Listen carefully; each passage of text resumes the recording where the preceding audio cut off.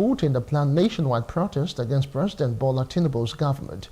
At the news conference in Abuja, the convener of the group, Adamu Kabir Matazu, described Damagum's endorsement of the protest as shocking and inciting. The Matazu also accused him of working to destabilize Nigeria, having laid the foundation during their 16-year rule. We are further concerned by the revelation that Damagum and his associates, as sponsors of the planned protest, have engaged the services of Western media organizations and international NGOs to demonize the federal government with a focus on claiming that it has lost legitimacy if the protests are allowed to go ahead. The PDP has reportedly lined up people to grant interviews to this media organization to deepen the warped narrative that the protests should automatically be taken as citizen referendum to sack the government. Again, this is playing with fire. These matters are ordinarily things we should leave for the intelligence and law enforcement agencies to deal with. But Damagum alliance with Nyesom Wike makes his support of the planned protest exceptionally dangerous for the country. We see it as Damagum having a vantage position to sabotage the government from the inside as Wike's ally, and this is a risk Nigeria must not take. The Social Economic Rights and Accountability Project, SERAP, has filed a lawsuit against the Central Bank of Nigeria, CBN, for failing to account for and explain the whereabouts of over 100 billion naira in dirty and bad notes kept in various CBN branches. The suit also includes other large sums of cash awaiting examination, according to SERAP. In a statement issued on Sunday, SERAP's Deputy Director, Kolawole Oluwadare, urged the Federal High Court in Lagos to direct the CBN to explain the whereabouts of the 100 billion naira in tattered currency, as well as 7.2 billion naira meant for the Dutse branch construction in 2010 and 4.8 billion naira for the Abeokuta branch renovation in 2009. SERAP also wants the court to compel the CBN to publish the names of the contractors who received these funds. According to SERAP, explaining the missing public funds, naming the suspected perpetrators, and recovering any lost monies would serve the public interest and help end the impunity of those responsible. A few hours after the former spokesman of the Labour Party Presidential Campaign Council, Kenneth Okonkwo, announced his resignation, the leadership of the party has described him as one of the moles in their camp. Reacting in a statement on Sunday, the National Publicity Secretary of the LP, Obiora Ifo, said Okonkwo's departure from the party did not come as a surprise to any of their followers who already knew that he was a mole within their rank. Ifo also stated that his attack on Obi, his one-time ally, was needless and rather unfortunate. He said the party is keeping to its decision to stand with Obi as its leader and presidential hopeful come the 2027 presidential election. Now, the Edo State chapter of the People's Democratic Party, PDP, has accused the State Police Command of selective justice. They allege that about 22 members and leaders of the party have been targeted for arrest in connection with the attack at the Benin airport on July 18. In a press conference, the Edo State PDP chairman, Dr. Tony Aziegbemi, stated that the 22 party members and leaders are currently under police surveillance due to a petition filed by the APC. Aziegbemi claimed that a tactical police team has been deployed from Abuja to arrest and harass members of the PDP following the Benin airport incident. I, as the chairman of the PDP in Edo State, wrote a petition over comments made by the chairman of the state chapter of the All Progressives Congress, the APC, where he threatened to mobilize and lead youth to stone the Edo State governor, Mr. Godwin Obaseki. That was submitted to the Commissioner of Police in Edo State. Surprisingly, as we speak, no action has been taken on this matter.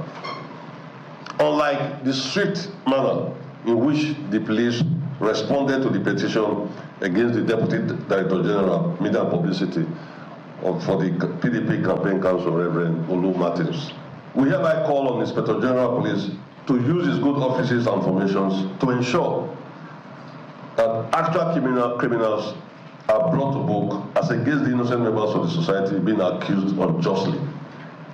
The actual criminals are parading the streets freely and bragging that nothing can happen to them as long as they belong to the ruling APC. You will recall that the leader of the APC had told Nigerians that once you commit any crime, once you do anything wrong, just come, join the APC, and all your sins will be forgiven.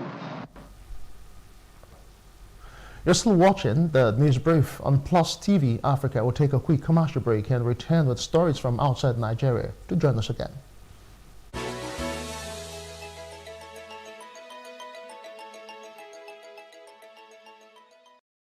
Welcome to Bayes University, Abuja, Nigeria, with a legacy of excellence and a vision for nurturing future leaders.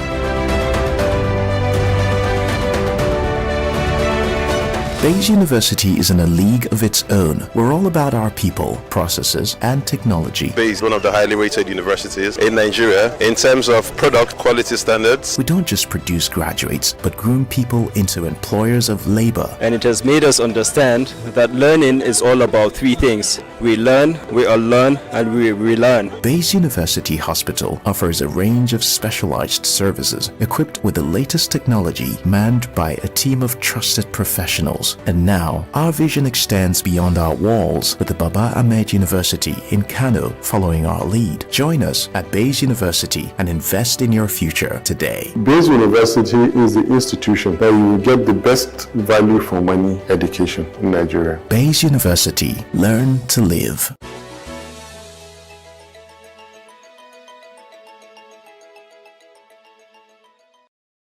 Welcome back to the news now, to other parts of the continent. Now, Turkey's parliament has approved a motion to deploy its armed forces to Somalia, including the country's territorial waters. The two-year operation aims to support Mogadishu's counter-terrorism efforts, coming months after the two nations signed a defense and economic cooperation agreement.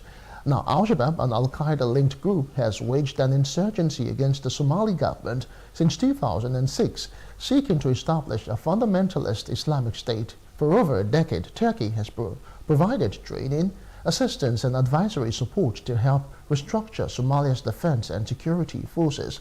However, Turkish officials say economic challenges have prevented Somali armed forces from being fully effective.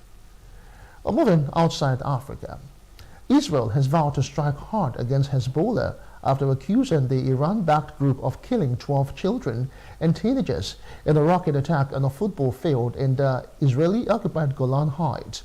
Hezbollah denied any responsibility for the attack on Majdal Shams, which was the deadliest incident in Israel or Israeli-annexed territory since Hamas's October 7th assault that sparked the current conflict in Gaza, now spread across multiple fronts. In response, Prime Minister Benjamin Netanyahu called short a visit to the United States and was expected to return to Israel, where he would convene his security cabinet to discuss the country's retaliation. I was shocked. I was shocked to see the terrible pictures following the murderous attack by Hezbollah on Majdal Shams. Among the murdered, small children who were playing football, and also others murdered. Our hearts are all broken by these sights. We embrace the families, embrace the entire Druze community in its difficult moment, which is also our difficult moment. Since I was informed of the disaster, I have been holding continuous security consultations, and I have decided to bring forward our return to Israel.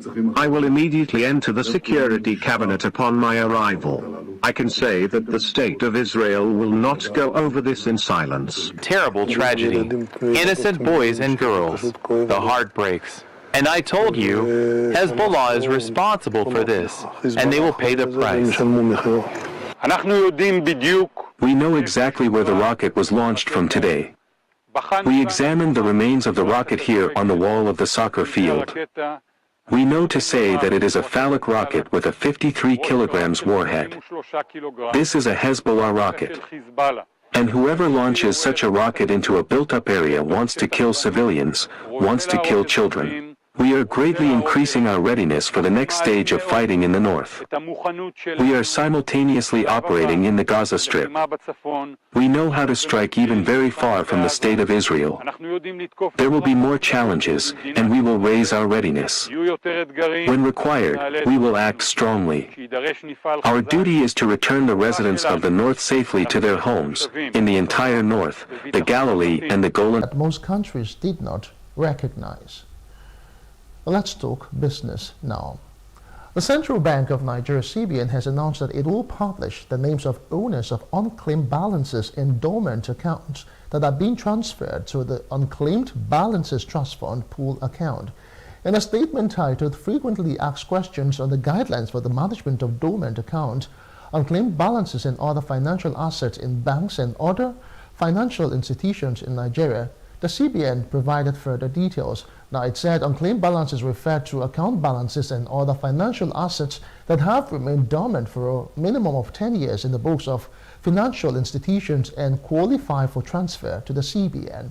The guidelines also cover dormant accounts, which are distinct from the miscellaneous account. Accounts eligible for dormant status include current account, savings account, term deposits in local currency, the domiciliary account, deposits for shares and mutual investment, prepaid card account and wallets, government-owned accounts, and others are specified by the CBN. And that's the news brief. For more stories, please follow us on Facebook, on X, and Instagram, and do subscribe to our YouTube channels at Plus TV Africa and Plus TV Africa Lifestyle. You can also view us from Limex on limex.tv and Glow TV apps anywhere in the world. I am Justin Akadonye. Many thanks for watching.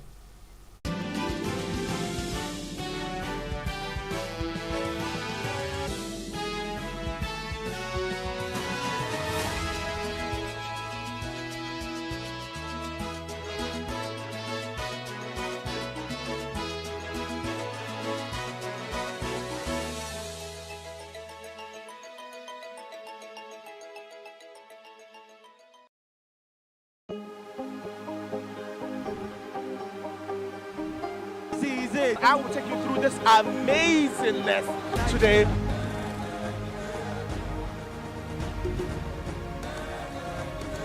Welcome to Plus Trending. I am Bookie November, your host, saying thank you for joining us on today's episode. Welcome back. It's tea time on Plus TV Africa. Practice makes perfect. I'm not perfect yet, but I'm a lot better than I used to be. He's a king. He's entitled to marry 100 if he wants to.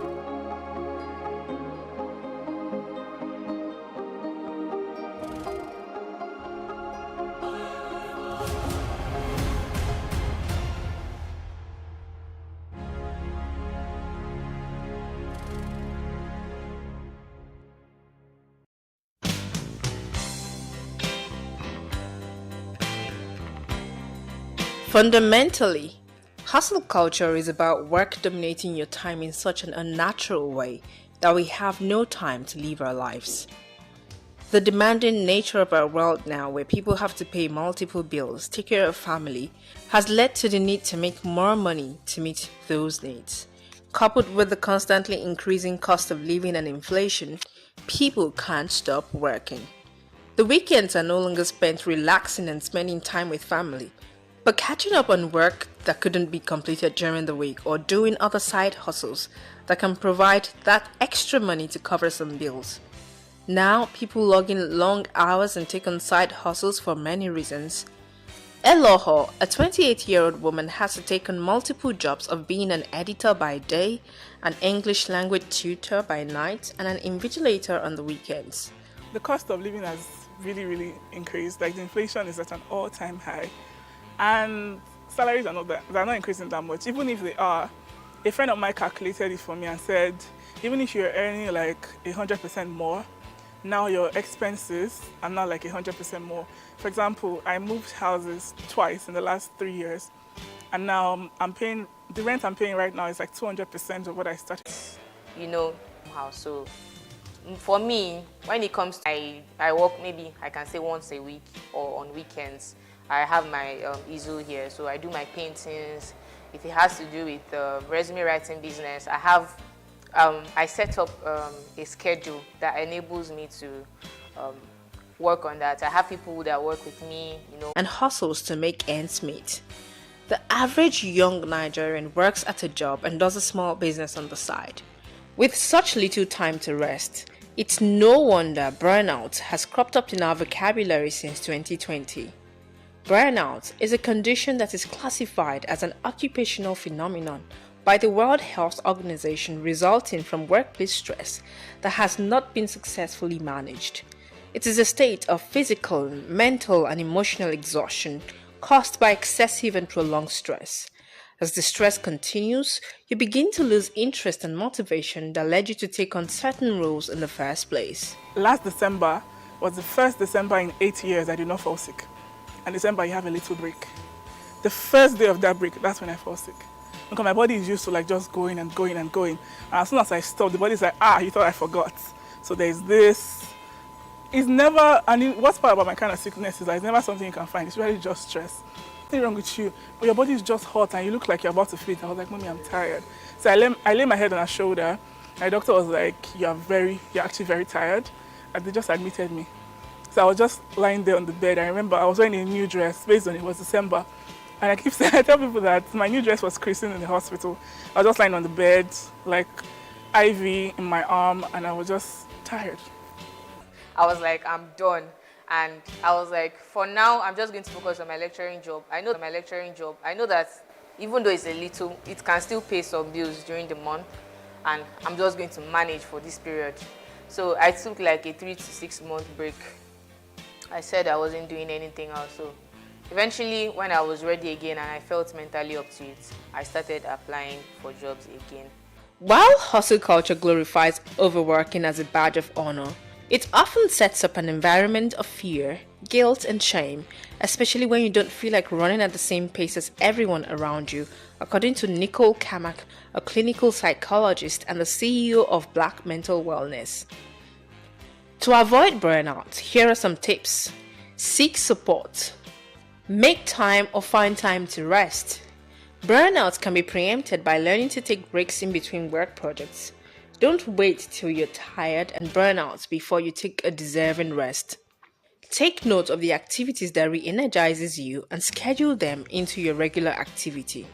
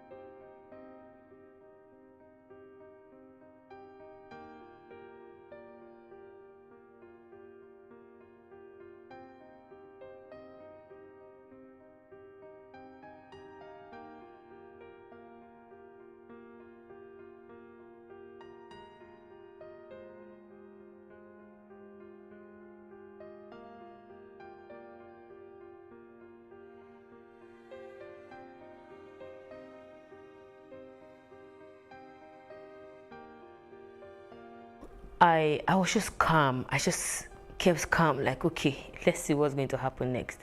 And we were there that night till at about 11 or 12 late in the night, and then they brought a bus. So they packed all of us. The bus was empty, like they had removed everything inside the bus. They made us sit. We sat in the bus and we drove. So we drove for a couple of hours. I can't remember how many hours, but like close to 7 hours. So on daybreak, I saw where we got to was like a house, very big house, gated, fenced and all that. And they just dropped us there and turned back. So I was surprised, like, So for the first time, and I had to ask the 4 ladies, the 3 other ladies that we left together, please, do you guys really know where exactly we are going to? Like, this whole thing is really looking blurry to me and I don't understand anything anymore. And they're like, even them too, they are even confused though. And to crown it up, they asked us not to talk to each other. They asked us not to say anything to each other. I don't understand.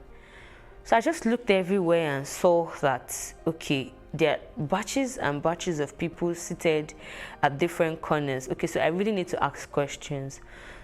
So at that point, one Alhaji came out, like he's one in charge of that house, and then he did say, okay, let's look for something to eat. All through this while we are not eating, and he said we should fix something to eat, and they made one spaghetti that didn't have salt, and it was so very funny, like.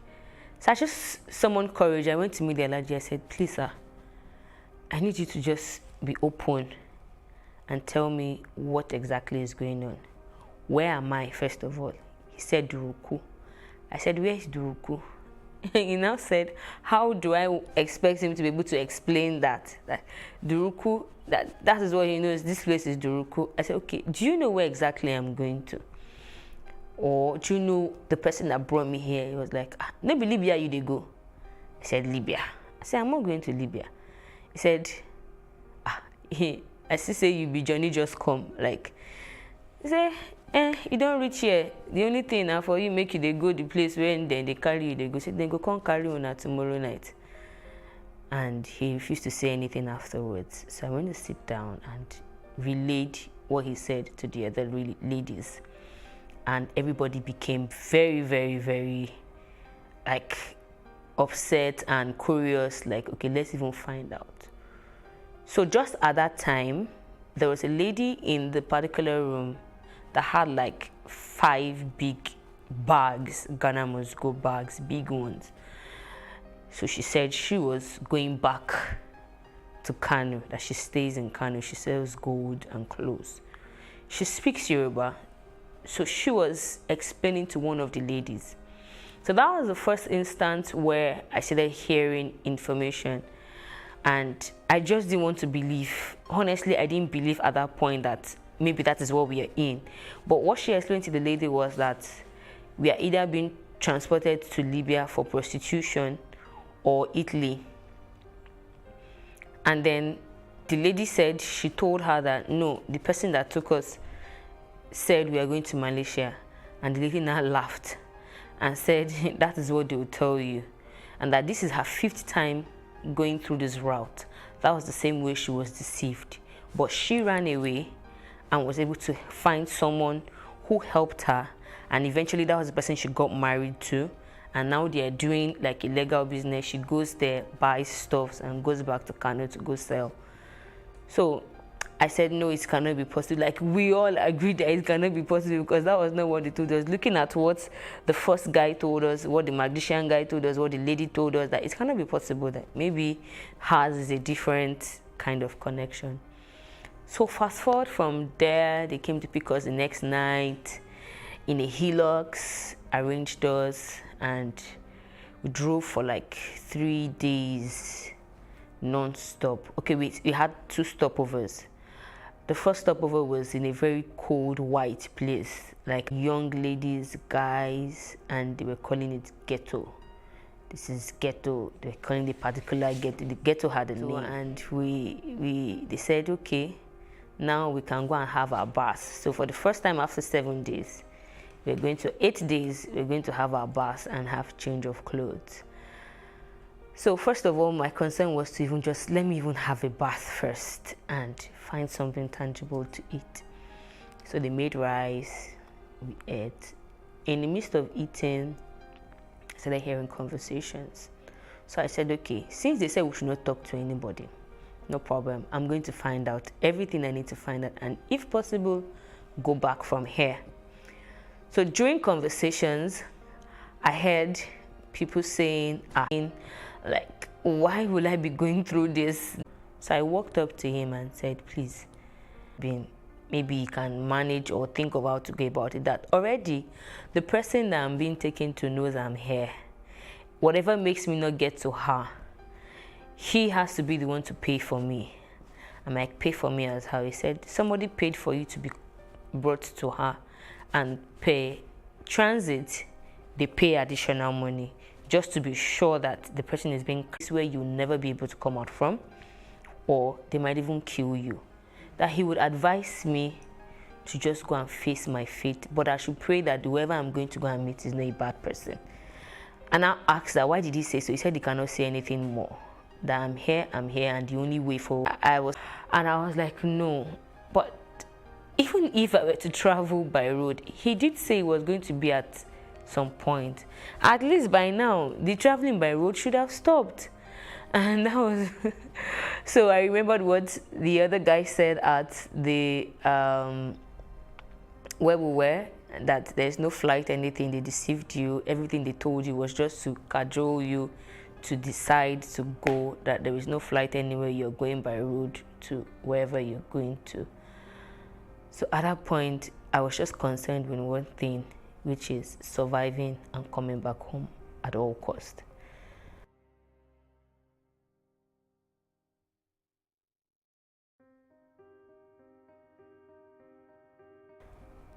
So after the first stopover, I became sick a little bit. I started having too many issues. So I decided not to sit in the hillocks again. And then I had to sit at the edge on top of the tire box. And then I had a stick in between my legs. So they made ladies sit inside the hillocks, and then the guys would sit around the hillocks. But because of my previous experience, I had difficulties breathing. I said I wasn't going to sit inside the hillocks again, that I was going to sit at the edge. So I did sit on the edge of the hillocks and had a stick to hold on to, and we drove for another couple of days. The experience in the desert was, it's not something, sometimes when I think about it, I just smile. My smiling is not that, okay, I'm happy, but I wonder how I was able to pull through. I wonder how I was able to manage my health. I wonder how I was able to cope up mentally, emotionally, thinking about everything. I wasn't even, I couldn't really define the feelings I had then. But at each point, what I always did was to just pray to God that, God, I know that I have done wrong not to have even, learned from getting beaten wrongly. And I got the beating, difficulty. There was no food, there was no water, the weather was, the sun would be shining and scorching, and the cold was extremely cold. Like, I couldn't really, there was no definition of everything that was going on. I was just bleak and blank. At the point, I was regretting every step from my friend. I started cursing, so she knew about this. That was why at the point she disappeared. She didn't really see anything. And even when I asked her about it, she pretended not to know anything about traveling. That this guy didn't tell her anything about traveling. But I'm like, but you introduced me to this guy, so it's not possible for him to come tell me something about traveling and you didn't know. I thought so far and wide to the point where I felt okay. And at that point, I would just cry and scream out loud, like I wish the sky could even feel my pain. Like, there was no definition to what I was going through. And I just kept crying and crying and crying. After crying, I'll console myself. You're just crying. You see, everybody here, they also have one reason to cry. So they cannot shoulder you and tell you sorry. So you alone will have to shoulder your pain. And that hurt me so bad. sometimes when people see me talk about the story and I'm not really showing so much emotions, they feel, oh, we're not too sure you were showing so much emotions. They feel, oh, we're not too sure you went through this. I have said it like 1,000,001 times. It's something I went through, and I can imagine how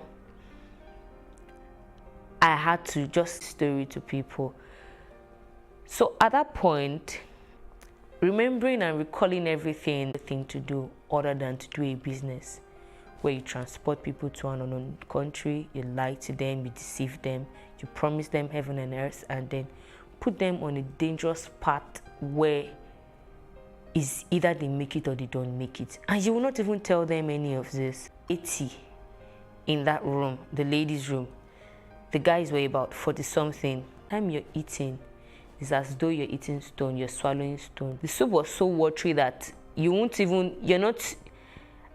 The very first day I was asking myself, like, I know I had challenges back at home, but my challenges were not so bad. Like, this is not a meal. So the first day we had that in the night. The next day we had rice, very small portion of the rice was dried. You can imagine when you boil rice and then you open it, you put it in a plate and you just open it down. And because the weather is very cold, so anything you don't keep properly dries up. So by the time you're eating the rice and like it's like you're eating rubber. So at some point we just sit there crying out that no, this is not life. This is not, why are we having to go through this? I would cry every night. I would beg God that please, can I just vanish from here? Okay, at the point I was begging for death to come because it wasn't funny. It wasn't funny. And within ourselves, some girls were like, they were really radical about it, and they were like, no, we need to tell them, it's either they change the way they are doing this food, or maybe we should even take up the cooking by ourselves. So I thought of it, I was like, okay, that's true. So if already I'm going through hell, and then food now has to be a problem. And then he said, you're here because you're being transported to your burger. And then we now asked, what is the meaning of a burger? He said a burger is a person that paid for you to be transported from Nigeria. So we're like, is that the reason why we are being given bad food? Like when you're given something to swallow and it's already hurting your throat, like practically almost everybody had sore throat from that banku. And it was like, okay, he doesn't know anything about the way the food was being prepared, but that this place is just a transit, and the reason why we are here is because the road is bad, there is war, and they cannot transport us. It's very risky, and that we might meet. And we were there for extra 2 weeks and some days. In total, we were there for 3 weeks and 5 days. And then we started the journey to Libya. That was where I had a near-death experience.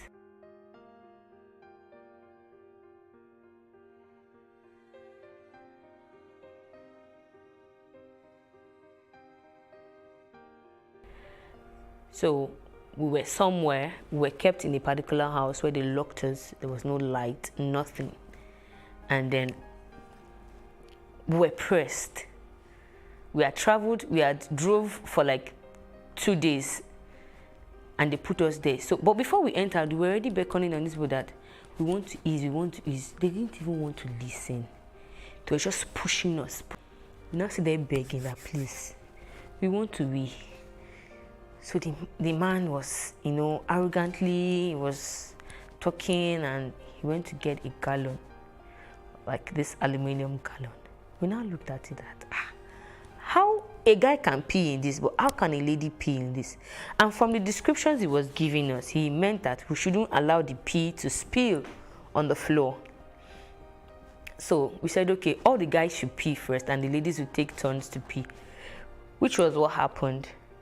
And somehow pee actually spilled.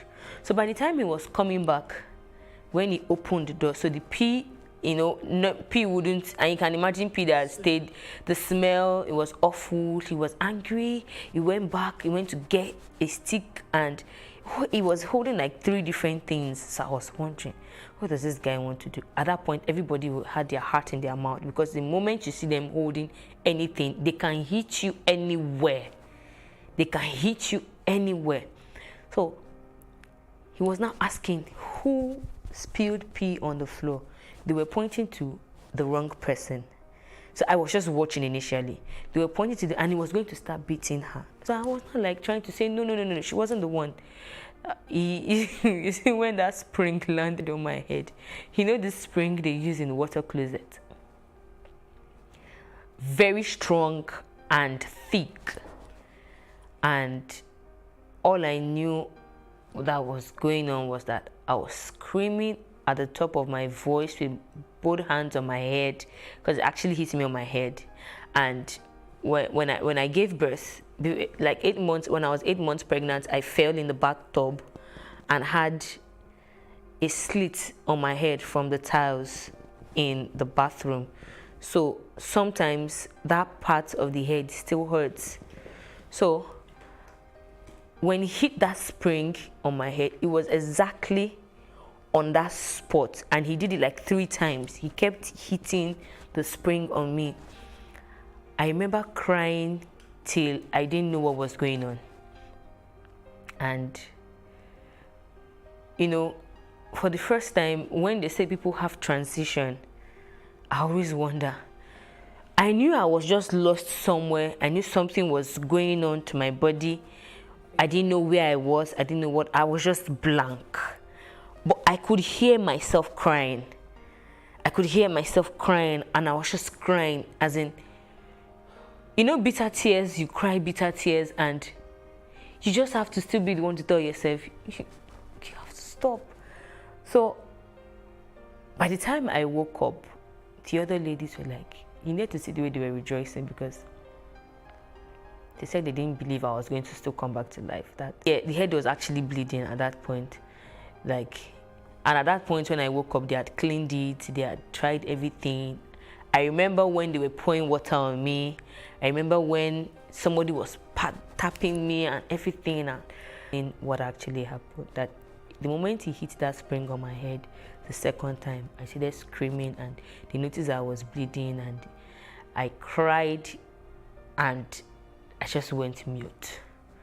And she's not talking, and so that was the first time I had to beg her.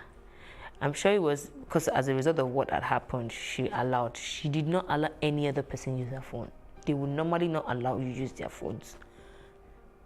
So I couldn't even tell my mom what I was going through, because there's no how she would hear my voice like that and not panic. And I know the kind of mother I have. So I called my boss that I had worked with in the FRSC and told him, this is what has happened to me.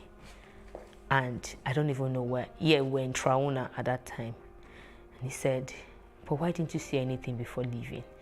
And then I told him that they told us not to say anything. There's nothing he can do at that point. So I'm sure he tried calling back, because the lady kept cutting a particular call, you know, hiding, running, making sure you're not seen, number of choking, you have to be there, sometimes 3 hours, 2 hours, you won't be able to breathe, you can practically feel life leaving you, you're sniffing each other's air, and you know, in the midst of all of this, some people will be fighting and quarreling and beating themselves.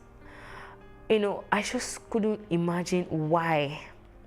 And even in that, some people decided they wanted to go do this thing, like they wanted to travel this way.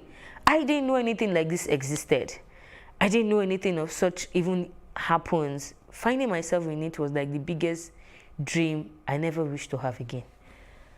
So found ourselves in Libya, and the first thing they did, seeing Nigerian girls and women, I was like, okay, so finally we have gotten to our destination.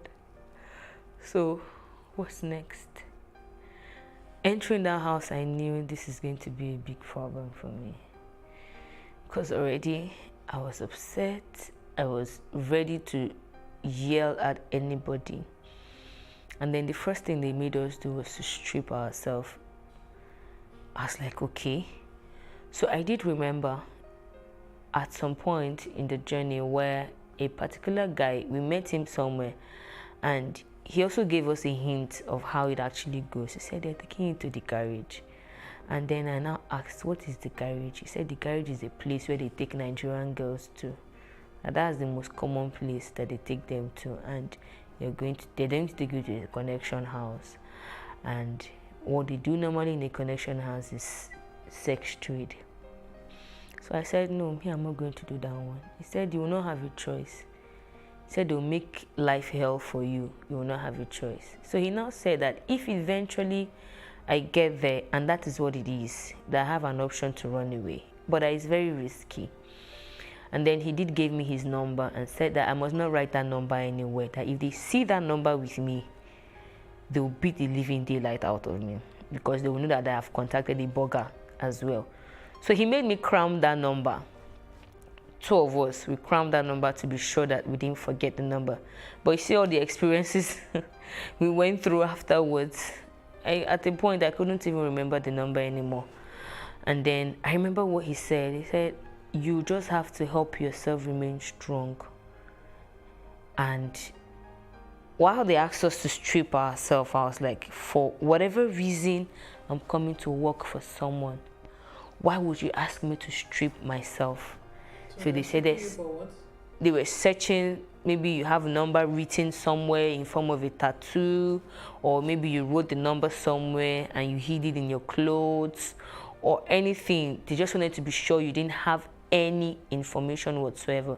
They collected my phone, went through my phone, and that night they called us one after the other. So, what were you doing in Nigeria? And then I explained, and the man said, okay, now this is the woman and her husband. The man said, okay, I can see. And then the first question he asked me was, what are you doing here? And I'm like, I was dumb, like, he said, you have something good doing. What are you doing here? I said, it was a friend that said there's traveling opportunity, and said, there's no need to explain. You are here, you are here. Oh, no choice near. Your own is to make sure you work on time and pay and get out of here. So the wife now asked, what did they tell you that you're coming here to do? I said, first of all, this is not where they told me I'm coming to, and they told me I'm going to be working in a hair factory and a restaurant. Then she laughed and said, that is not it. That this is what they do here. That did I see all those other girls outside? I said, yes. He said, what do you think they are doing? I said, I don't really know, but I saw a couple of girls sitting down. He said, they're working for their money. He said, that is the same thing you're going to do. And I was like, I don't understand. He said, yes, that's the same thing you're going to do. So the earlier, the better for you. I bluntly refused, because this is that wasn't what I was told in Nigeria. And for no reason, why would I leave Nigeria to come to Libya, to come and prostitute with my body to make money? How much money do I want to make? So I felt I was doing myself good by trying to be as open as possible. I was very plain and blunt, and then she just kept prostitute somewhere. So she was like, she knows that girls that they just bring from Nigeria are very stubborn, that she will give us 3 days to go and decide. But in that 3 days, we should be watching at the other girls to see how they actually go about what they do. And the first day went by, second day went by. I vowed to myself, I said, nowhere in heaven's name will I live this kind of a life. Like, it was so absurd. I was grieved, I was bitter, I was angry, all manner of words, because looking at all for what? To come here and come and use my body to work, to pay. I cried every minute I remembered. And on the third day, she did call us to ask us if we were ready. I told her that she has to look for another job for me.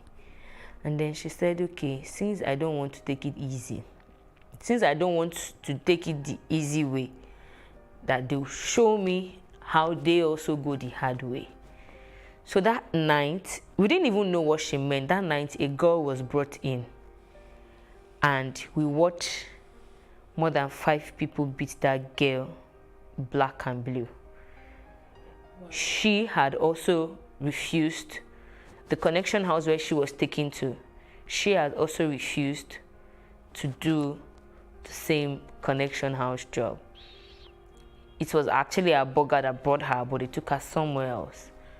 So they said she was being stubborn where she is, or where she was, and then they brought her back to the burger. Madam, come and take your girl, give us back our money. She said she knew the work. They beat that girl to stupor.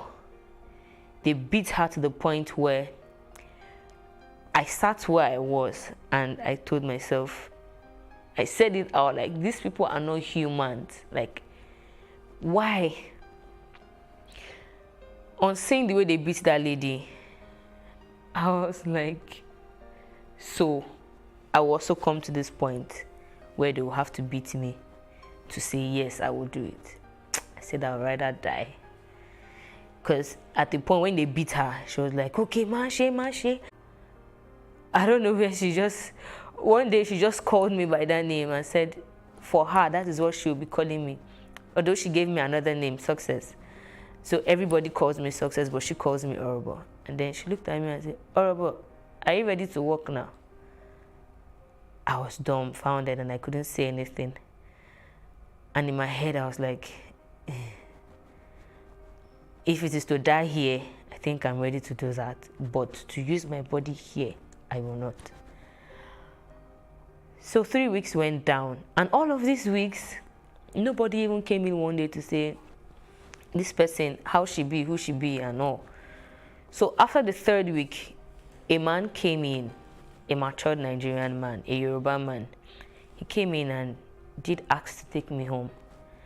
And at first she refused, that she wasn't going to let him take me home, but he begged and all of that. So when we got home, he sat me down and said, I didn't bring you here to come and sleep with you. I brought you here to teach you one lesson that will help you if you must live where you are. He said he noticed the way I was being questioned, the way I was being bullied and all that, that is the way the woman does. And that I'm even still seeing the better side of her. But then yet you are smart. So I needed to wake up to be going to Italy in 3 weeks. From that time, that was the reason why the woman refused to give me to him initially, because normally that is the way some men will come there, take girls and they run away with them and they don't eventually get their money. How to make it fast. That if I work with my body to pay them, they'll split that money in 2. But if 1,000 naira for me, so the best for me is to think of something I can start doing to get extra money, which is begging. So when these guys come, I have to beg them for extra penny. Or if they ask for anything beyond what I'm supposed to give them, like in normal duty, then I should ask for extra cash. Those extra cash are the extra stipends I'm supposed to be saving up to give them. I cried my ass out that night. So he said, you see, she's even giving you grace. He said, it's because she likes you. That this woman, she's naturally not the patient type. And the moment you're proving hard, she'll go hard with you and you'll give up. So the earlier the better for you. But he felt that he should just reach out to me and teach me something. Was hell for me. So after 7 months, I begged one of the girls in charge one day to allow me buy airtime on the phone to call. So I did call my dad, and my dad was really bitter. And he said the only way he knows I can get out of that place is for me to find my way to the Nigerian embassy and tell them that I want to come back home. So I waited for 3 days to actually get that report, because he didn't know what to do at that point. He said, okay, can I call you back?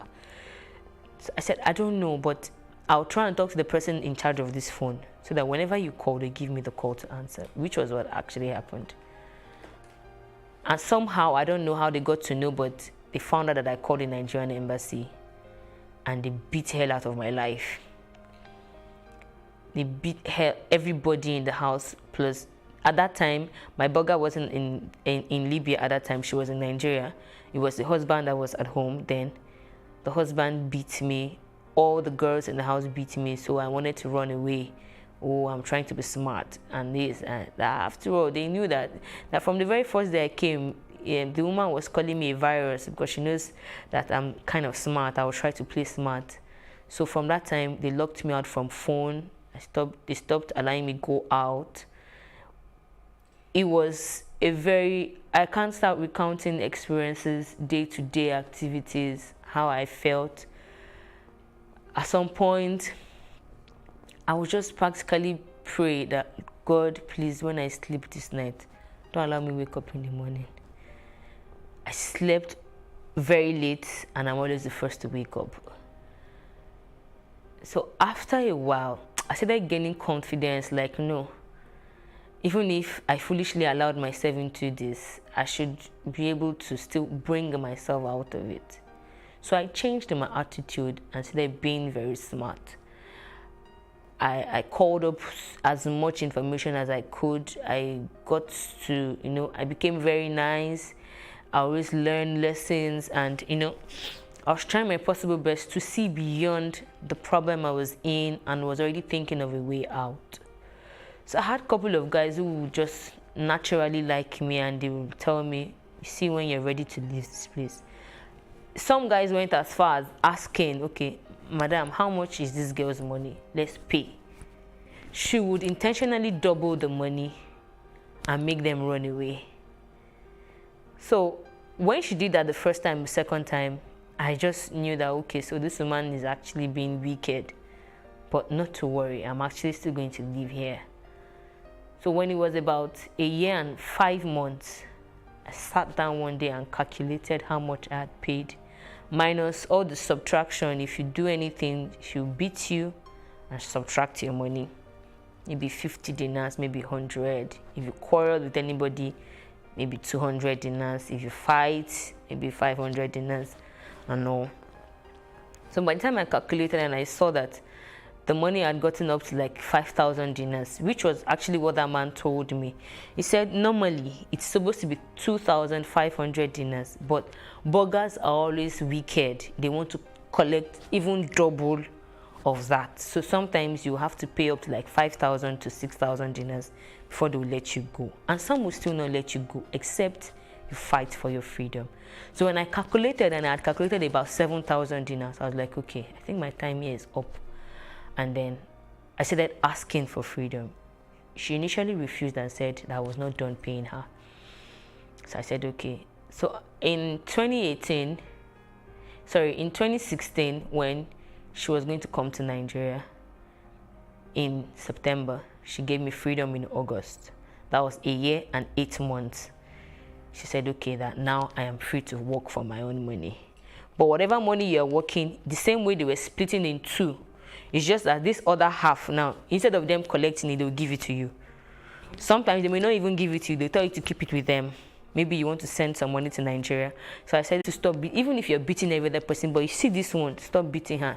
And the next thing is, she will say, oh, okay, so now you're sleeping with my husband. My husband is fighting for you. This, that. I know you are hardworking, but you must be sleeping with my husband for him to be fighting me to stop beating you. And then she will intensify whatever thing she was doing. So, but I kept bearing them up. At that point, I made up my mind.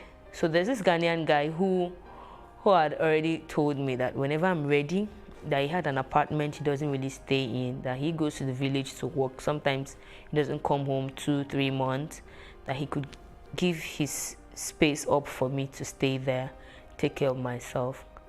So when I did mention to him that I wanted to go and that I was sick, he did say, okay, that I should call the wife and tell her, which I did. And then she was like, so I cannot wait for her to come back. I told her that no, I can't wait, that I'm very, very sick and I needed to go take care of myself. She said, okay, I should hand over the account to the husband and I can leave, which I did. That was in October 2016. I did that in October 2016. In November, that was November 2016. I did that in November 2016. I had barely stayed a month in the new house where I was staying. I'd stayed a month, and I was taking treatment, eating well and all that. And I heard she came back. She did actually call me to come and cook for her, but I refused going. And then on the 2nd of January in 2017, there was a massacre in the garage. The massacre was bloody. I think they were counting 300 bodies, and they were still counting as at the time we got the news. The bombing and from where I was, it's not so far a distance, it's a bit far. We could hear the bombs, we could hear the gunshots. Part of the things we face like every day, you don't sleep, like gunshots. There are some bombs that you practically feel like the house is going to be uprooted from the ground. There was a day that we were running, and a stray bullet passed by my side, brushed my leg. Like, I don't know how I skipped. I don't know how I skipped, but you know, it was just God that was just protecting me all through. And at that point in January, when that massacre happened, like 6 girls in that house actually died. And for me, I felt, oh, this is God just saving me. I guess this is what God was talking to me about when I kept seeing those dreams, and I made up my mind I was going to just go back home.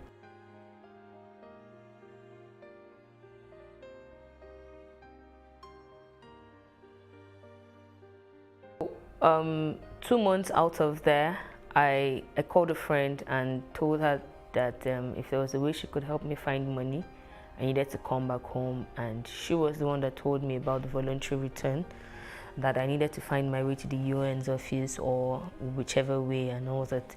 So I remembered contacting the Nigerian embassy. So I did keep the number. So I then asked questions because I was now going to a church. I then asked questions, and they said, okay, that I needed to get to the IOM office.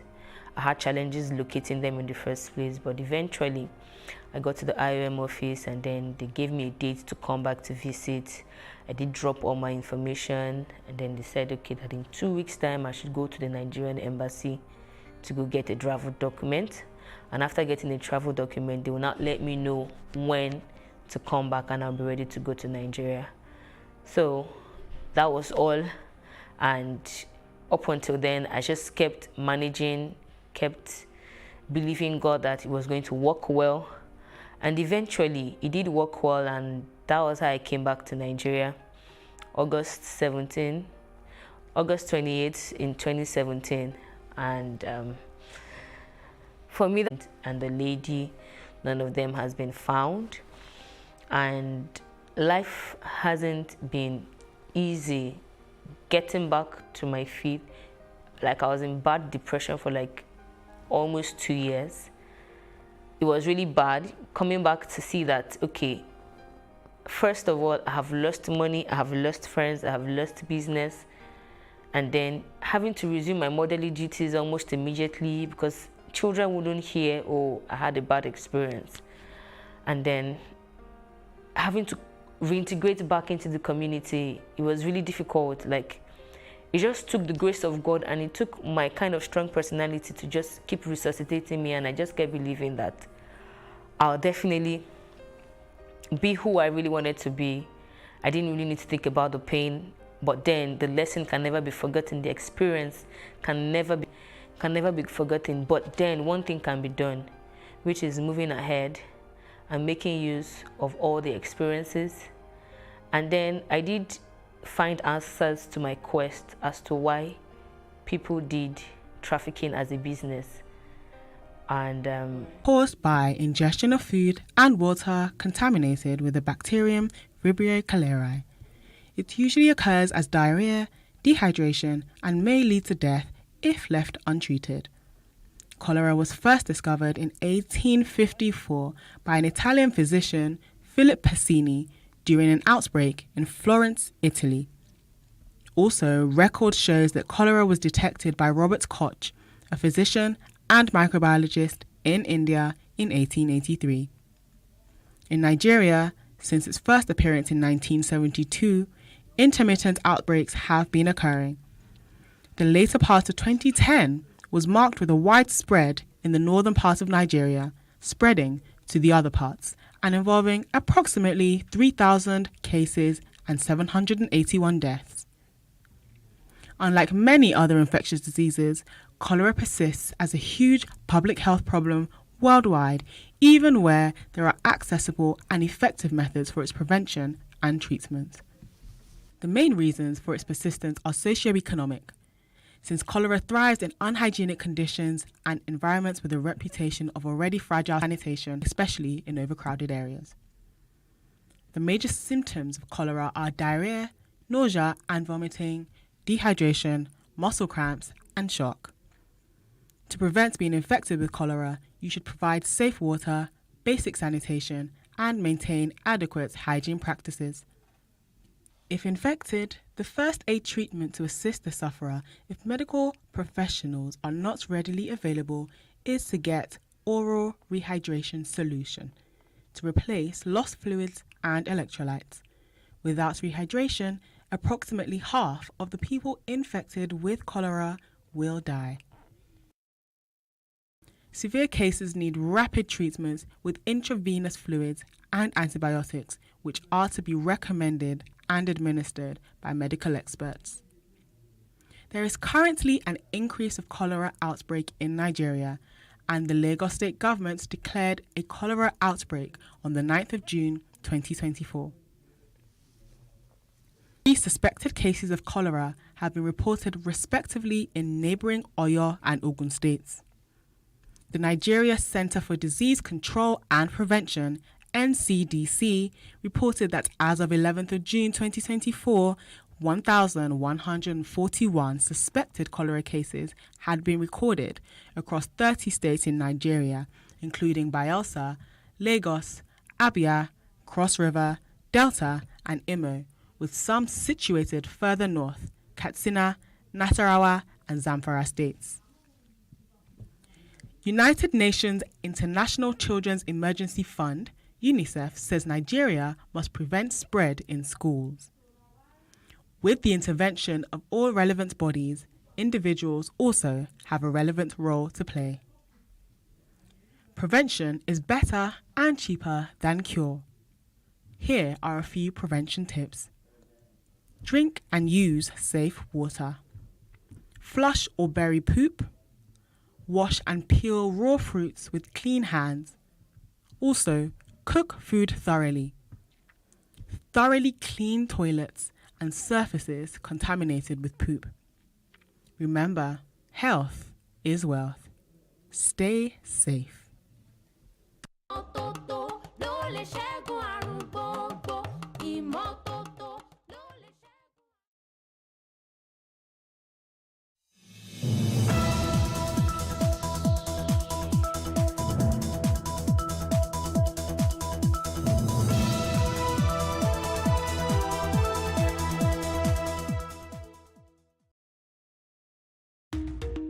On the Justice Court, the couple is back in court to establish the paternity of their 3 children.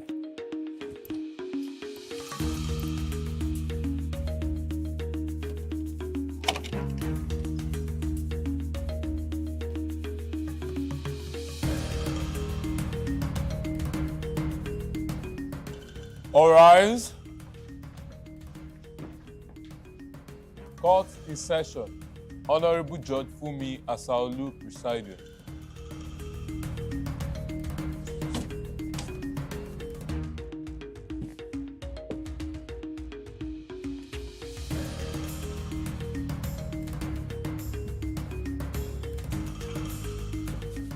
Please be seated. Your Honor, this case is between Ijomo and Eunice versus Smart. Thank you. I don't want trouble because you want to disgrace me with my colleague. It's true. And that's okay. What will happen there is this. Me, I will not be called, God called me, that I will not follow to tradition. Because something can kill a man, either myself or my children. Please, if you know you went with another man, Just tell me so that I will send you to the village. They will do that thing for you there. But if you know that you don't go to sleep with other man, I have an ancestors.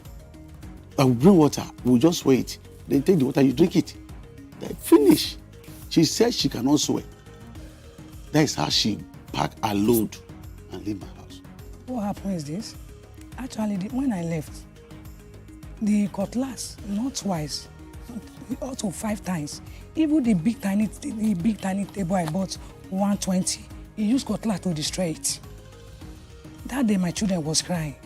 Before I left that day, the one that stayed with me, with my late sister daughter, he carried bottle and break it. The day I left. Every time we run to the tenant house, I have not seen tenant enter my house one day for settlement. So if at this point, what you are saying is you want us to be sure. Yes, ma'am.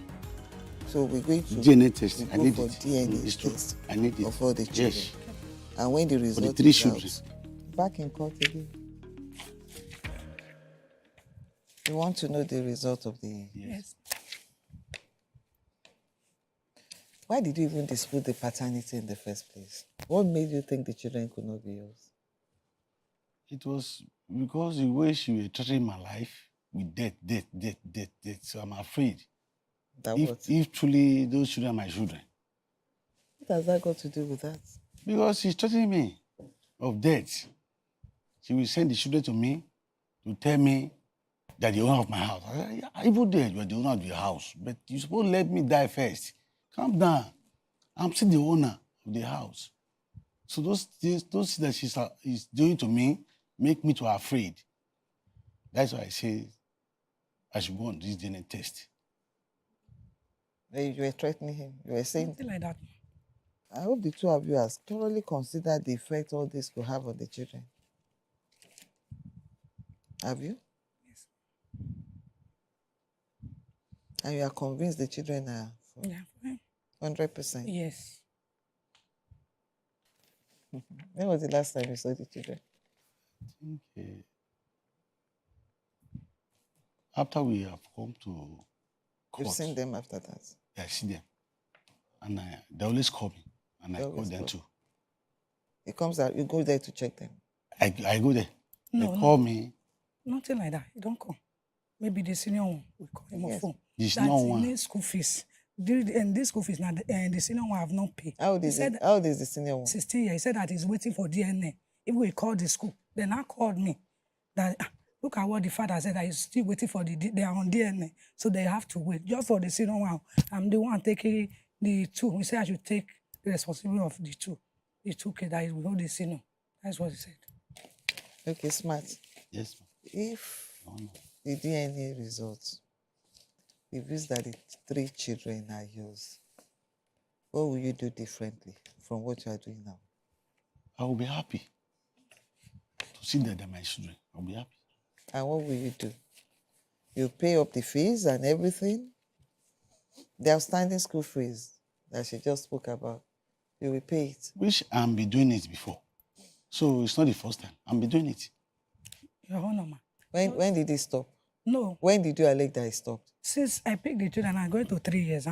To write a Chino Waeg, I just pay that. So I don't have enough cash with me. That's why I pleaded with them. To give you time? To give me time. Okay. Yes, ma'am. Not because you are waiting for the... No, ma'am. No. Just for them to give me time because I don't have money for now. So when will you pay now? If when I see the DNA test. You will get the DNA? When I see the result. Wait. I'm saying the result is there in the court. Okay. We will all know what the result is very soon. If the result says they are all your children, when will you pay? The moment the results come out now, that they are all my children, when I get home now, I will call the secretary. Then by tomorrow, I will start to... Tomorrow is Saturday. Tomorrow is Saturday. Okay. By Monday. The Monday, ma. So by Monday, you sort out everything. Yes, ma. Wait. No, ma. What do you have to say? Not for only one, because we're talking about children. We're not talking about one. I said if the result is out and the children, I said if they, it didn't say if one Okay. He said, if they are my children, that means any outstanding one, he will sort it out tomorrow. I will be so happy that you will forget that tomorrow is Saturday. You will forget tomorrow is Saturday. You will be eager to go and make the payments. Do you understand? And I'll say, well, tomorrow is Saturday. That means you wait till Monday to sort everything out. And you are not living together right now. No. So if the result of the DNA test declares all the children to be yours, is there probability of you, the two of you, reconciling? No, ma. You are no longer interested? Yes, ma. You too? Yes. No problem. You see, nobody can force either of you to stay with the other. Do you understand? If that is your decision. It is because of the threatening that this woman is treating my life. My life is at stake in her hand. That's why you. So that is why you see, even she now have to bring the children to herself. How? I don't understand what you mean by that statement. She brought her children to herself. She give them, she brainwashed them to her own self. That when she will come and meet me, I will be afraid. You know what I want to tell you? Yes, ma'am. We have the DNA results soon. And even without the DNA results, these are children that have known you all their life as their dad. These are children you've known all their lives as your children. So, up to this point, I know that you are that fatherly figure they know, that you relate with. If she's trying to turn them against you,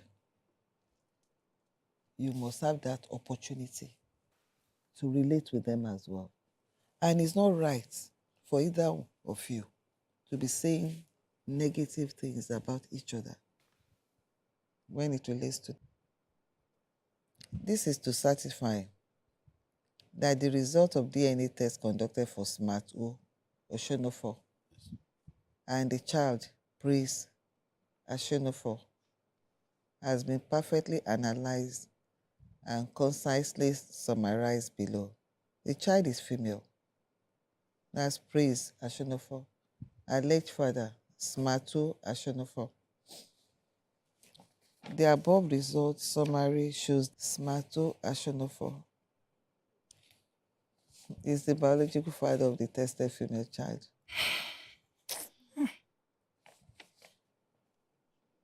As plainly expressed on the DCC test result sheet overleaf. Now, this is your baby. Probability of paternity, 99.9999997%.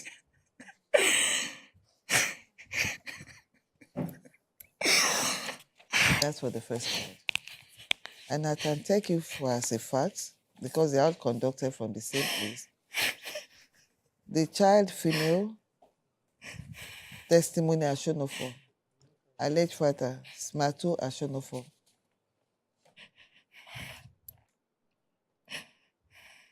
Smart O Ashonofo is the biological father of the tested female child. The DNA analysis is positive. Then, paternity probability, 9.9999999%.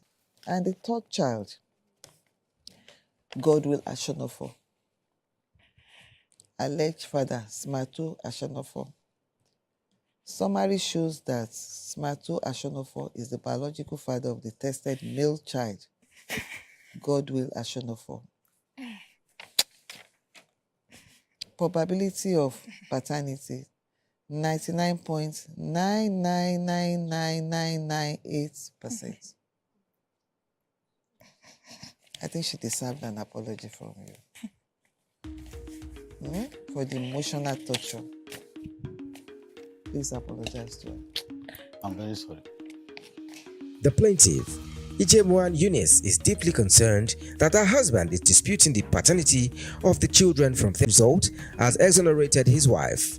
Judge Fumi wades into other matters pending resolution about the welfare of the children. I want the two of you to have a forgiving spirit. You see, for a woman, It means a lot and goes a long way when your husband doubts the paternity of your children, despite everything. So, but in this instance, they are your biological children. So, do the needful on them, pertaining to the school fees, as you said earlier on. Now, apart from school fees, what else? We don't have an apartment yet. We stay with my elder sister. With apartments? Yes. So regarding, what do you have to say to the apartment? We have, Pardon?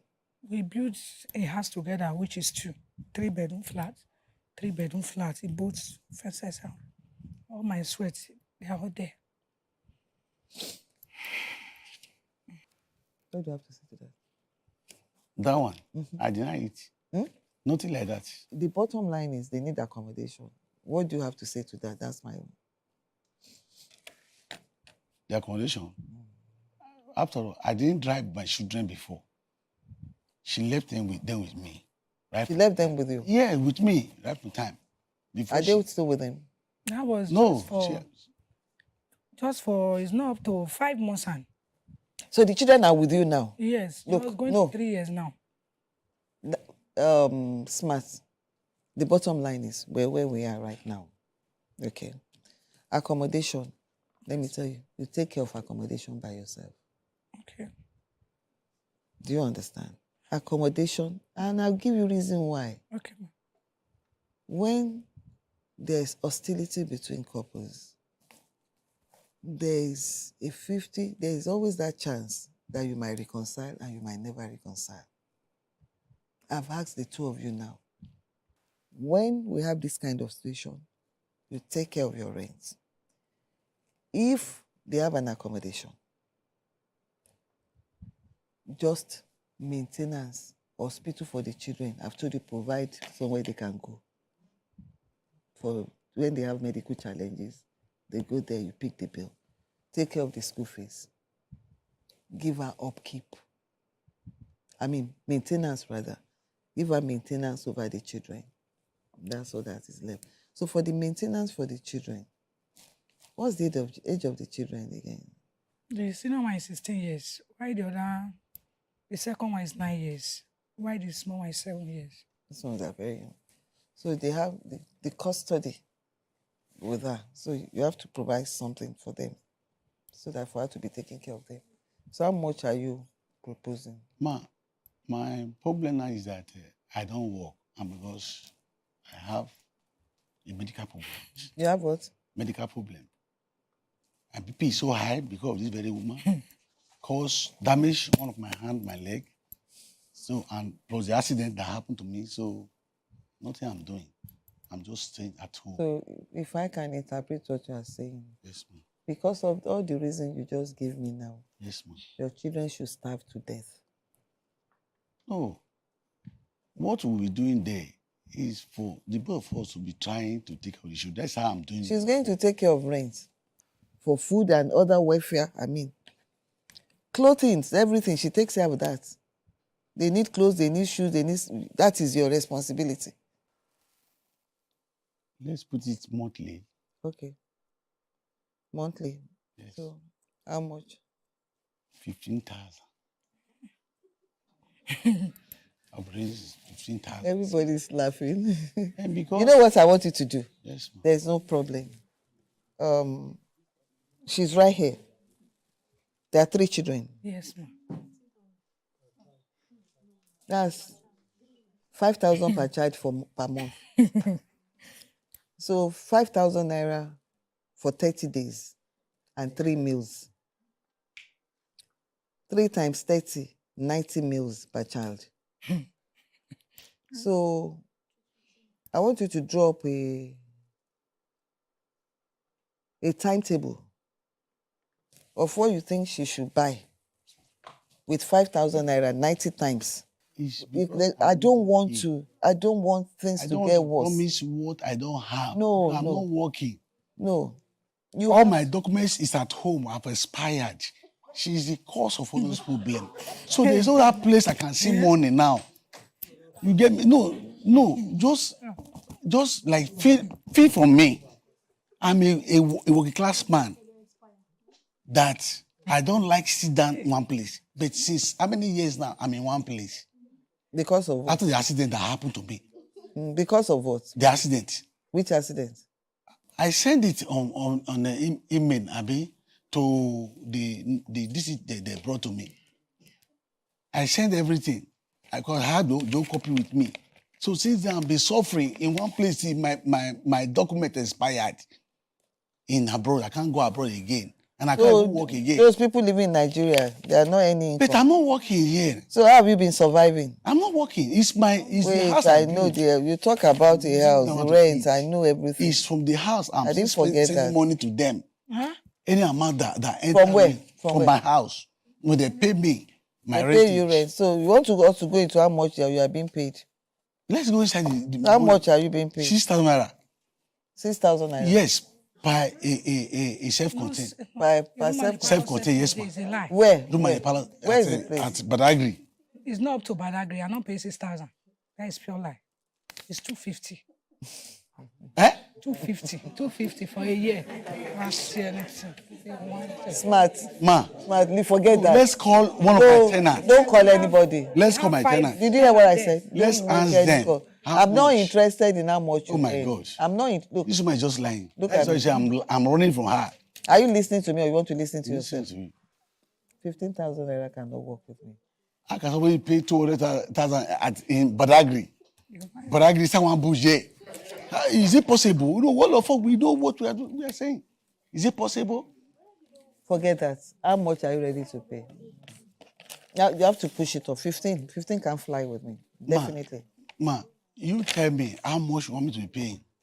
You see, you know why I don't want to mention. If I mention, right? I have to balance it. If I say, okay, go and pay 300,000 naira per month, will you not scream? I can't do it. I can't. Exactly. So that's why I said, you can't leave it to me. You know that, as you said, even though you are not earning so much now, but these are your children. That's my own. So you should look at what you think is what deems fit to give them. Because you mentioned, I just look at it, 5,000 per month. You too, you know. We're talking about 5,000 naira per child per month, not per week. So what do you do about that? In me, I know the money is not enough. I know how I take care of my children. But now I'm not working. That is the problem. I have a problem from everywhere on my body. So there's no work with me now. What I'm doing? The two of you brought them into the world, though. Okay, let's make it 30,000 naira. Let me try 30. You know what I'll do? Yes, ma'am. I'll make that 30,000 naira per child because that's 10,000 naira per child. That's average of 100 naira per meal. It's nothing. But I'll give you pay 30 this month. Do you understand? We should remember that they are school fish. The school, you go and put those children. It's basic. They are too it's expensive. It's not just you. Go and watch it. The school is too expensive. That's coming to Lagos. Yes. Not moving towards Cotonou. No. The more you come in, you know, the more expensive it becomes. I'm sure you know our capacity. She has money more than me. You are richer than him. Thank God for that. Really? Yes, it's true. You say so, thank God. You do what? I say if you say so, thank God. No, I it's claim true. it in Jesus' name. It's true, man. I claim it. She's claiming it. She's claiming it in Jesus' name. Because if you are in the courtroom and you say yes, that is the position before the law. If you know that you are claiming it. If it's yes, then that means you are to your front and you say yes. Yes. That means it's richer than you. That's why I discussed with her. I said, okay, let us cooperate. Because let me have the senior one. I want to try out to university level. I discussed with her before. The DNA test confirms that Smart is the biological father of the 3 children. Judge Funmi helped both parties to reach amicable settlement. After the break, Judge Funmi rules. Okay, let me tell you what I'm going to do. And that's the way it's going to be. This month, we paid the 30,000 naira. For their feeding? For their feeding. Yes. So that means from July, you start giving her 50,000 naira henceforth for the feeding of the children. You have 3 months to gather yourself together and pull out how you've been doing from July. That's from the 4th month. So the first 3 months, the court today will assist the family. We give you 20, you give her 30. We give her 20 for the first 3 months. Then from July, you start paying the 50,000 naira. Do you understand? So you comply with everything we have agreed on today. That's my rise. All rise. I didn't hear thank you from the two of you. Say thank you, ma'am. Thank you, ma'am. If your baby daddy is denying paternity of the child to avoid upkeep, or you suspect misattributed paternity situations, submit your case online at www.thejusticescourt.com for a prompt resolution of the matter.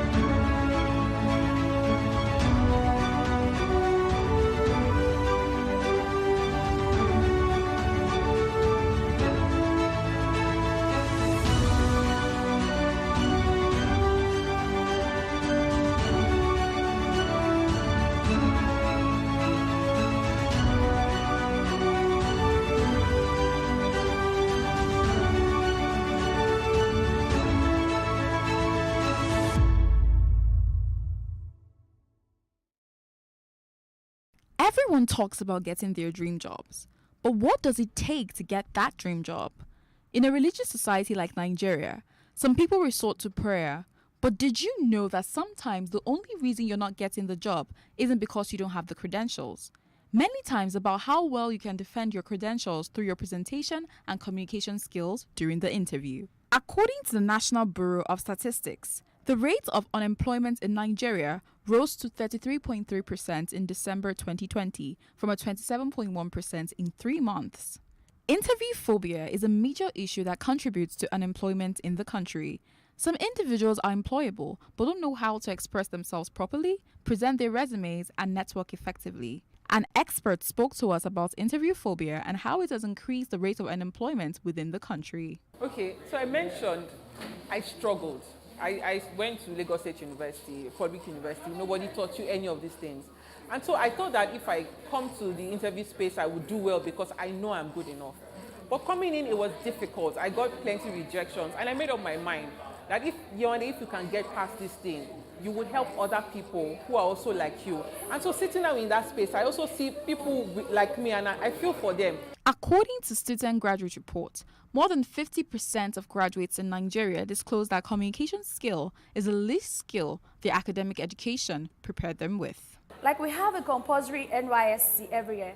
I believe the government or the educational sector should do something like when they know somebody's in their final year, maybe they allow them go through a month or so, or they introduce a course and make it mandatory for them to be able to go out there and face the outside world when it comes to interviews, when it comes to networking and all of that. I've seen super amazing, intelligent people lost opportunities because they were not confident, and those who were not so smart but have built their confidence are able to get the job and get these networks and get these opportunities. Especially when you come from a Yoruba or Igbo family where you don't have to look at your dad in the eye. You get that kind of thing. So you have to learn to look at people in the eye when you talk to them. It makes them believe that you are not up to something. You're not hiding anything in your cupboard. We're going to school or having to attend different schools, all right?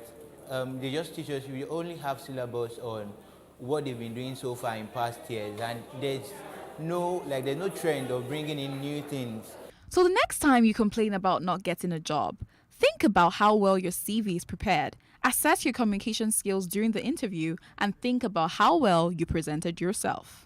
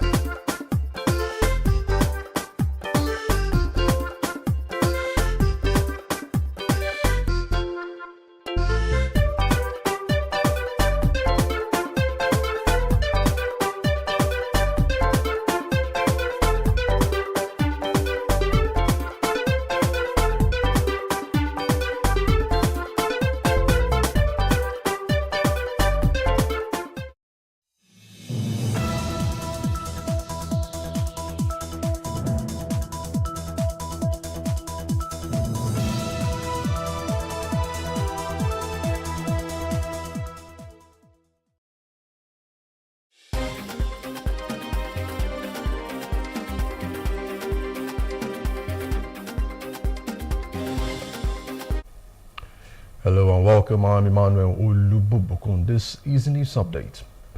The 2020 presidential candidate of Labour Party, Mr. Peter Obi, as well as Governor Alex Otti of Abia State, have expressed concern that the planned hunger protest could be hijacked by hoodlums. Now, both leaders who bared their minds on the planned nationwide protest after a private breakfast meeting between the two at the Iwose country home of the governor called for caution. And both leaders agreed that the Constitution of the Federal Republic of Nigeria allows for peace protest, but stressed that it must be done within the ambit of the law. Otti expressed fears that the protest may be hijacked by unpatriotic elements, thereby creating more problems than the reason for the protests. We in Nigeria, things are difficult. I always say, when they talk about sponsors of the protest, I say the sponsors are very simple. It's hunger. It's hopelessness among the youths. So we all have to listen to what Nigerians are going through. And I thank our governor for doing so. It is critical and important. Okay. Well, what I said to security agencies is that we will do them who protest in my house. And it's for us to listen to those who are protesting. Why are they protesting? Engage them. That's what governance is all about. That you get approval from the security forces, particularly the police. And somebody should take responsibility for getting that approval.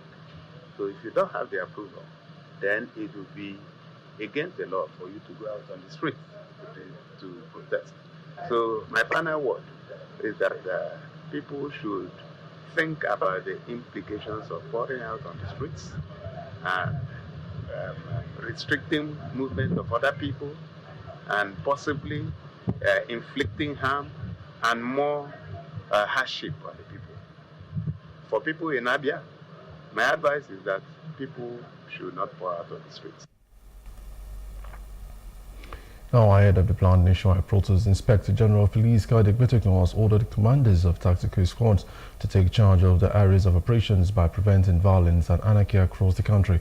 The order comes following determination by the organizers of the protest to proceed with the protest, despite appeals by government, individuals and groups Addressing the commanders from the Police Mobile Forces Counter-Terrorism Unit and Special Protection Unit, Ezeoku said citizens have a right to peaceful protest. However, such rights must not be allowed to infringe on the rights of others.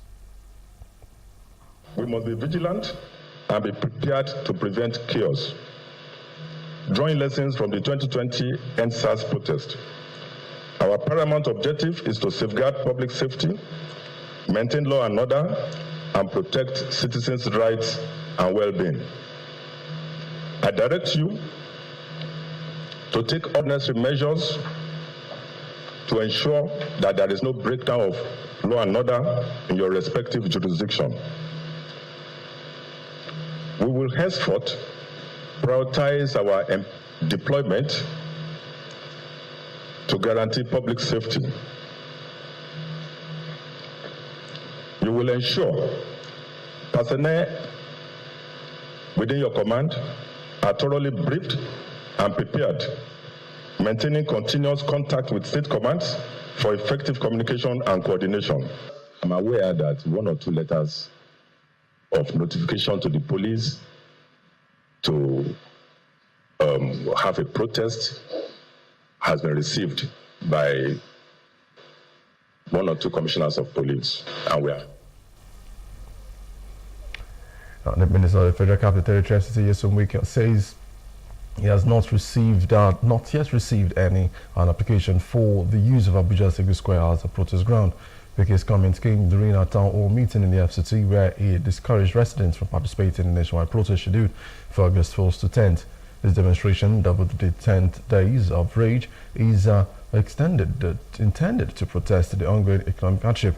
Stakeholders, including the presidents of the federal and state governments, as well as traditional religious leaders, have appealed to citizens to reconsider their plans to join the protest.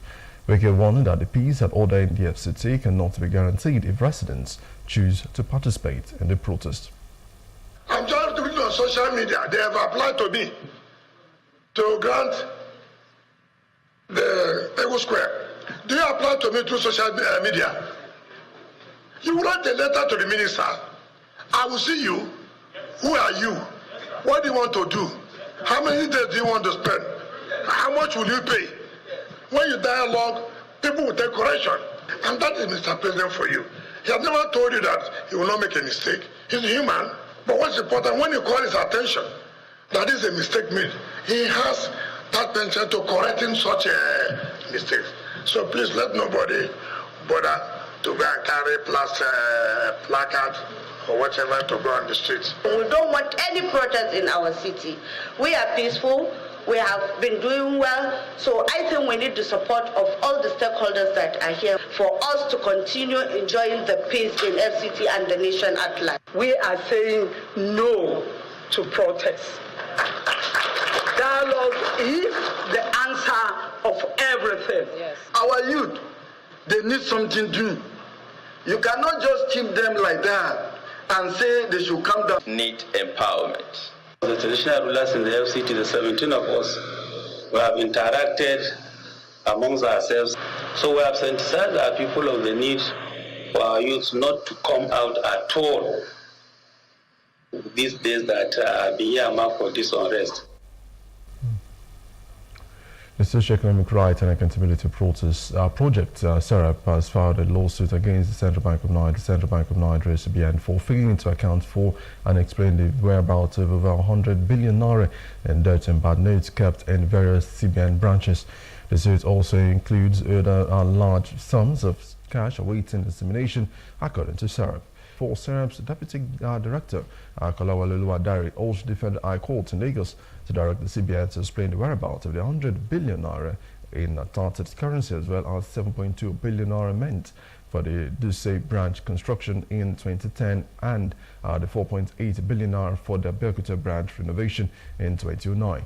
SERAP also wants the court to compel the CBN to publish the names of the contractors who received these funds. As according to SERAP, explaining the missing public funds, naming the suspected perpetrators, and recovering any lost monies would serve the public interest and also help end the impunity of those responsible. Now, a few hours after the former spokesman of the Labour Party Presidential Campaign Council, Kenneth Okonkwo, announced his resignation, the leadership of the party has described him as one of the moles in their camp. Reacting in a statement on Sunday, the National Publicity Secretary of the Labour Party, Obiora Ifo, said Okonkwo's departure from the party did not come as a surprise to any of their followers, who already knew that he was a mole within their rank. Ifo also stated that his attack on Obi, his one-time ally, was needless and rather unfortunate. He said the party is keeping to its decision to stand with Obi as its leader and presidential hopeful come the 2027 presidential election. The other state chapter of the People's Democratic Party, PDP, has accused the State Police Command of selective justice. They allege that about 22 members and leaders of the party have been targeted for arrest in connection with the attack at Benin Airport on July the 18th. In a press conference on Sunday, the other state PDP chairman, Dr. Tony Azegbemi, stated that the 22 party members and leaders are currently under police surveillance due to a petition filed by the APC. Now, Azegbemi claimed that a tactical police team has now been deployed from Abuja to arrest members of the PDP following the Benin Airport incident. I, as the chairman of the PDP in Edo State, wrote a petition over comments made by the chairman of the state chapter of the All Progressives Congress, the APC, where he threatened to mobilize and lead youth to stone the Edo State governor, Mr. Godwin Obaseki. That is clearly a recipe for violence and chaos in the state, given the sensitivity of the office of the governor. A video evidence of this threat and an accompanying petition was submitted to the Commissioner of Police in Edo State. Surprisingly, as we speak, no action has been taken on this matter. Unlike the swift manner in which the police responded to the petition against the Deputy Director General, Media and Publicity, for the PDP Campaign Council, Reverend Olu Martins. We hereby call on Inspector General of Police to use his good offices and formations to ensure that actual criminals are brought to book as against the innocent members of the society being accused unjustly. Now, we'll go on a quick commercial break. When we return, the news continues.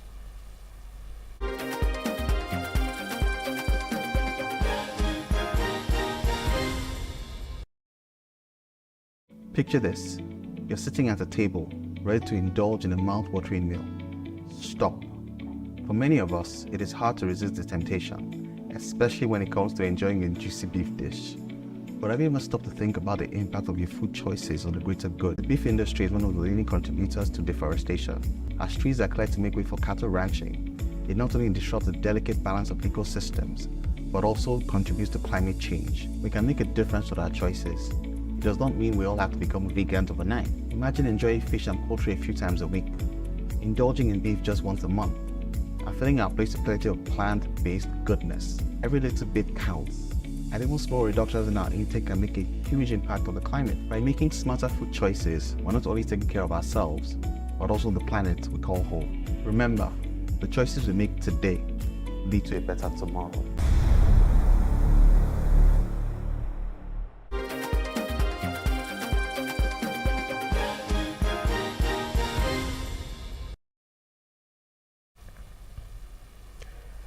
And now to other parts of Africa. Turkey's parliament has approved a motion to deploy its armed forces to Somalia, including the country's territorial waters.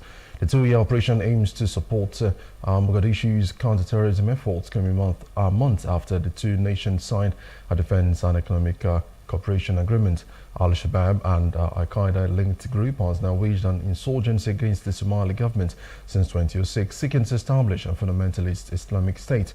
For over a decade, Turkey has now provided training, assistance and advisory support to help restructure Somalia's defense and security forces.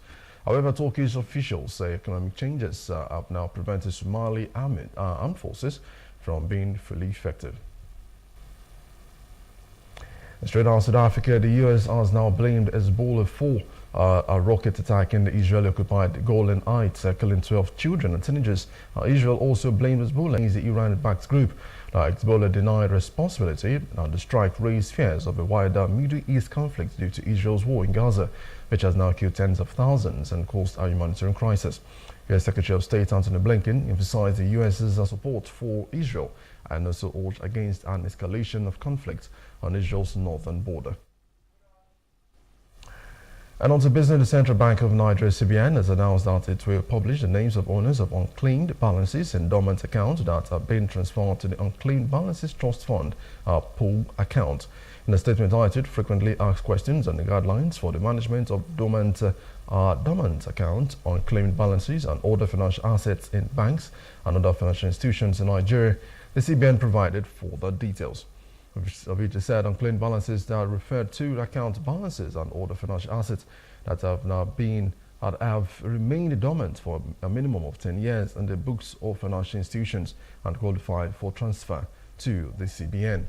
The guidelines also cover dormant accounts which are distinct from domiciliary accounts, as accounts eligible for dormant status include current account, savings account, term deposit in local currency, domiciliary account deposits for shares and mutual investments, prepaid card account and wallets, government-owned accounts, and others are specified by the CBN. And on to entertainment, controversial Nigerian singer Portable has declared that the planned nationwide protest deemed end bad governance scheduled for August the 4th to the 10th is for poor Nigerians. In a viral social media video, Portable explained that he participated in the 2020 NSAS protest because it was poor at the time, but now, as a wealthy individual, he no longer sees the need to join such protest. He cited billionaires like Aliko Dangote and also Femi Otedala as examples of wealthy people who do not engage in protest, emphasizing a shift to a rich man's mindset. Portable will gain fame in 2021 with his hit single Zazuze featuring Olamide Apokuli, reiterated his decision not to join the upcoming protest due to his financial comfort. He advised others to mind their business and suggested that the wealthy do not involve themselves in such activities. And that's the most contagious news. For more stories, please follow us on Facebook, X, and Instagram, and do subscribe to our YouTube channel at Plus TV Africa and Plus TV Africa Lifestyle. You can also view us from Limex or Limex.tv and Glow TV apps anywhere in the world. I am Emmanuel Olubobokun, and thanks for watching.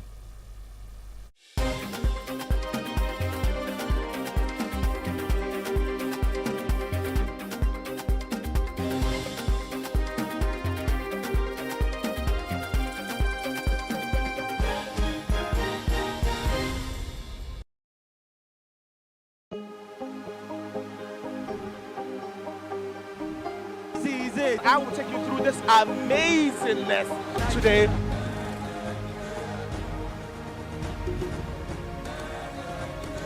Welcome to Plus Trending. I am Buki November, your host, saying thank you for joining us on today's episode. Welcome back. It's tea time on Plus TV Africa. Practice makes perfect. I'm not perfect yet, but I'm a lot better than I used to be. He's a king. He's entitled to marry 100 if he wants to.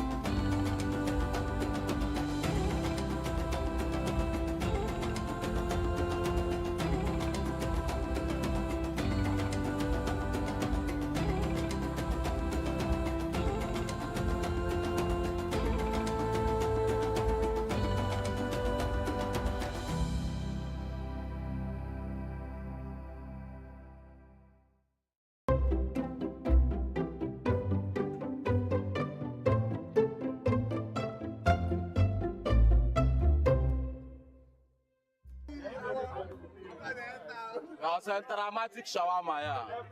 Lagos Island has imposing architectural structures dotted on each side of the road, filled with people who are not sure if they will be locked out from their homes next year due to rental fee hikes. The buildings on the other side of the road wear an empty, forlorn look. Beggars are always on the streets. A thin, middle-aged man in an oversized jacket comes towards my window. In impeccable English, he explains that he is not a beggar, but a medical doctor who worked in the hospital about 3 blocks from the right side of the street we were on. He has an accent that unmistakably lyrical. He says his daughter is in terrible shape. She has a ruptured appendix and was admitted in the same hospital where he worked. I'm trying to raise money for my daughter, but we haven't been paid for about 6 months now. It was difficult to tell truth from falsehood in Lagos. Poverty taught most people the art of deceit as a means of livelihood. Today, I discover an even more ingenious way of begging meant to jolt one's physical and spiritual sensibilities. At the junction just before the traffic lights, a man who looks like he was a few seconds away from being called to be with the Lord is being pushed around in a wheelchair by a dreary-looking assistant. After a few minutes, the assistant stops pushing the wheelchair and takes up his bullhorn to tell the story of how the man has an orange-sized tumor on his face. He makes a feverish pitch for funds that will be for treatment. God bless you as you give. God shall water your garden as you do. Tourists avoid them as if they just escaped a leper colony. The two men are indifferent and remain resolute in their quest. My name is Eriye Onogoroa. I work in an energy company, so apart from being an author, that's what else I do.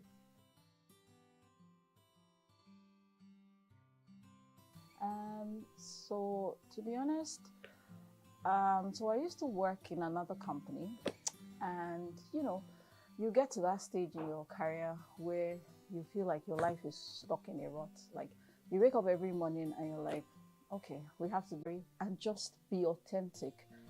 So for me, it was very important to pass that message across and let anybody read in to say, you know what, I mean, these challenges are not uncommon. Everybody faces them, but you can still live your moment. You can still live your best life as you pass through these challenges. For me, when I wrote that in particular, I was looking to talk about life in Lagos. And I use Lagos as a metaphor for Nigeria because, Lagos is where everything happens. So for me, it was important to bring out all the kind of things that we see in society that should not be, poverty that really shouldn't be because of the abundance of resources.